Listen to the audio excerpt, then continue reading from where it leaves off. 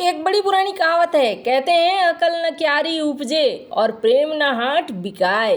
अकल खेत में नहीं उगता है और प्रेम बाजार में नहीं बिकता है। अचानक से एक देश ने भारत को थैंक यू बोला है और भारत की जनता को भी थैंक यू बोला है। जानेंगे कौन सा है वो देश और भारत ने ऐसा क्या कर दिया है। जान बचाने को लेकर बहुत बड़ी चीज की है भारत ने। तो वहीं चुनाव भारत में हो रहे हैं, डर रहा है चीन। आखिर कौन सा डर सता रहा है? ग्लोबल टाइम्स ने एक नया जहर उगल दिया है। जानेंगे जियोपॉलिटिक्स में क्या कुछ चल रहा है, जानने को मिलेगा बहुत कुछ। आइए जानते हैं इन खबरों को विस्तार से। एक ट्वीट देख रहे हैं और इस ट्वीट में बड़ी भावुकता के साथ मारिया गैब्रियल कह रही हैं कि भैया मैं तो भारतीय नेवी के सफल ऑपरेशन को देखकर बहुत ही ज़्यादा नतमस्तक हो गई हूँ और जिस तरीके से रुएन को निकाला गया ये बहुत बढ़िया बात है। जिस तरीके से बुल्गारिया के 7 नागरिकों को बचाया ये बहुत बड़ी चीज़ है।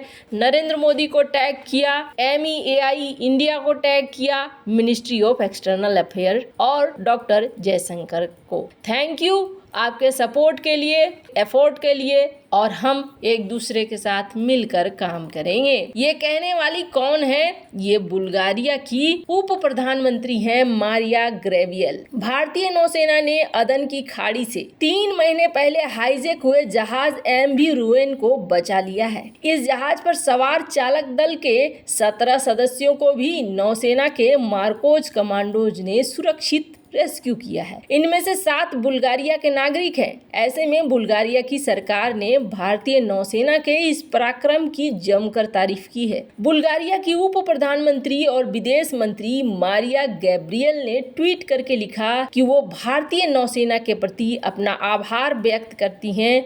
उन्होंने प्रधानमंत्री नरेंद्र मोदी, विदेश मंत्री जयशंकर और विदेश मंत्रालय को टैग करते हुए समर्थन और बेहतरीन प्रयास के लिए धन्यवाद दिया। बुल्गारिया की उप प्रधानमंत्री मारिया गैब्रियल ने ट्विटर पर लिखा कि मैं अपहरित जहाज रुएन और उसके चालक दल के सदस्यों, जिनमें 7 बीजी के नागरिक भी शामिल हैं, उसे बचाने के सफल ऑपरेशन के लिए धन्यवाद दे रही हूँ। भारतीय नौसेना ने 40 घंटे तक इस ऑपरेशन को चलाया था और हमने आपको कल बताया था कि किस तरीके से मार्कोस कमांडोज ने अपनी दमदार छवि को दुनिया के सामने रखते हुए इस 3 महीने पहले हाईजैक हुए शिप को आखिर बचा लिया था। खैर, जहां भारतीय नौसेना झंडे गाड़ रही है तो वहीं अपना पड़ोसी इस वक्त थोड़ा हिला हुआ है। क्यों? क्योंकि उसे थोड़ा डर लग रहा है।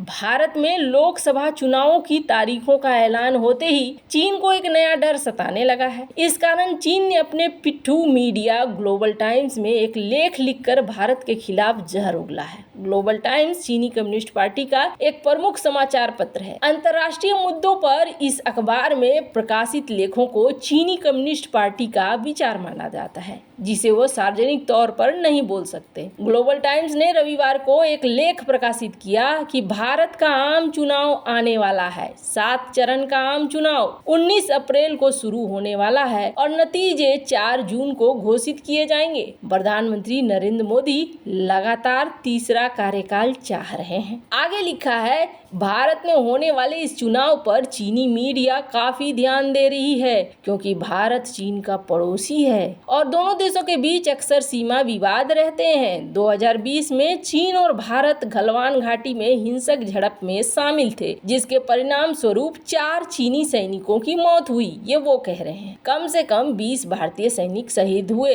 वो कह रहे हैं। भारत चीनी निवेशकों के लिए भी एक महत्वपूर्ण गंतव्य है, खासकर मोबाइल फोन कंपनियों के लिए। पिछले कुछ सालों में भारत सरकार ने चीनी कंपनियों से निपटने के लिए अनुचित कदम उठाए हैं, जिससे चीनी कंपनियों और चीनी लोगों में तीव्र असंतोष पैदा हुआ है। चीनी मीडिया ने आगे लिखा कि चीन भारत आर्थिक व्यापार और संबंधों में निरंतर सुधार चीनी मीडिया के लिए ध्यान का केंद्र रहा है। 2023 में चीन भारत द्विपक्षीय व्यापार की मात्रा 136.22 बिलियन डॉलर थी, जो साल दर साल 1.5% की वृद्धि थी, जिसमें से भारत में चीन का निर्यात 117 6-8 बिलियन डॉलर तक पहुंच गया, जबकि भारत से चीन का आयात मात्र 18 बिलियन डॉलर था। भारत चीन के साथ व्यापार घाटे में निरंतर वृद्धि को लेकर पहले ही बहुत चिंतित है, लेकिन ये चीन और भारत के बीच व्यापार की पूरकता को दिखलाता है। विदेशी व्यापार में भारत की निरंतर वृद्धि को चीनी विनिर्माण द्वारा समर्थित करने की आवश्यकता है। अब ये चीजें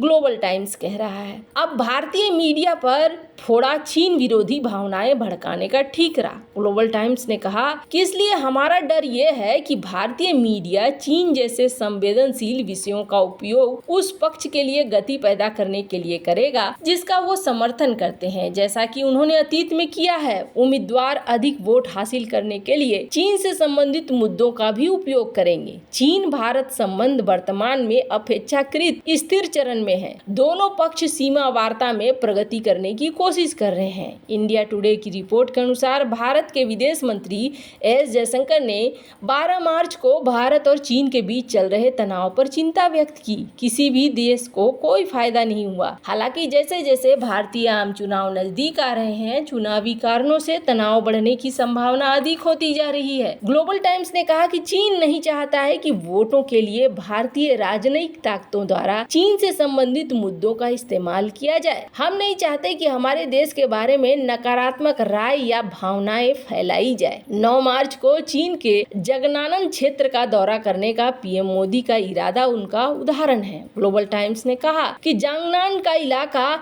चीनी क्षेत्र है। कुछ भारतीय मीडिया आउटलेट और प्रभावी वर्ग भी भारत चीन व्यापार घाटे के मुद्दे का फायदा उठा रहे हैं, जो चुनाव में इसे एक विषय बनाने की कोशिश कर रहे हैं ताकि वोट हासिल करने के लिए चीन विरोधी भावनाओं का लाभ उठाया जा सके। तो यहाँ अब पता नहीं कौन सा डर है। अगर कोई ऐसा कर भी लेता है तो क्या जाता है, करने दो उसे। भावना तो कुछ ऐसी होनी चाहिए, पर ऐसा नहीं है। वैसे आपको बता दें, हिंद महासागर में जो कुछ चल रहा है उसमें चीनी विशेषज्ञ क्या कहते हैं। चीनी विशेषज्ञ भारत के लिए हिंद महासागर क्षेत्र में समुद्री संचार लाइनों के महत्व को समझते हैं। ये भारतीय अर्थव्यवस्था के लिए महत्वपूर्ण व्यापार मार्गों की सुरक्षा के लिए जरूरत है। भारत का व्यापार 235-240 अरब डॉलर के बीच लाल सागर से गुजरता है। हालांकि चीनी विशेषज्ञों को भारत की मंशा पर संदेह है। उदाहरण के लिए China institute of contemporary international relations में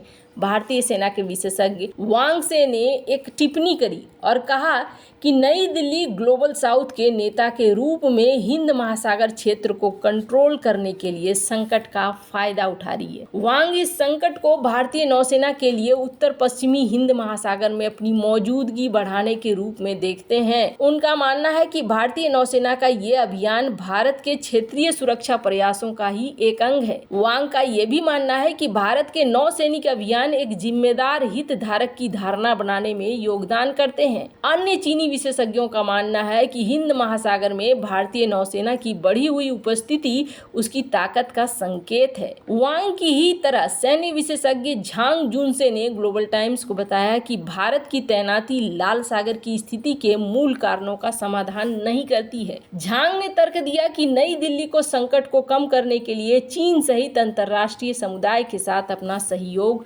बढ़ाना चाहिए। ये ध्यान देने वाली बात है कि भारत की सेना तो फिर भी मदद कर रही है, लोगों को बचा रही है, पर चीन ने मौजूदा संकट के प्रति असामान्य रूप से निष्क्रिय रुख अपनाया हुआ है। चीन ने हमलों को रोकने में मदद करने के लिए इस क्षेत्र में जहाज भेजने से इनकार कर दिया है। चीनी सरकार ने संकट के जवाब में स्थिति को शांत करने के लिए सभी पक्षों के साथ काम करने के केवल अस्पष्ट पेशकश की है, जबकि चीनी विशेषज्ञों का मानना है कि भारत के साधन अपने लक्ष्य हासिल नहीं कर पाएंगे। वैसे इन सब मामले में आपकी क्या राय है, कमेंट कर जरूर बताएं। जल्द मिलते हैं अगले वीडियो में नई खबर के साथ।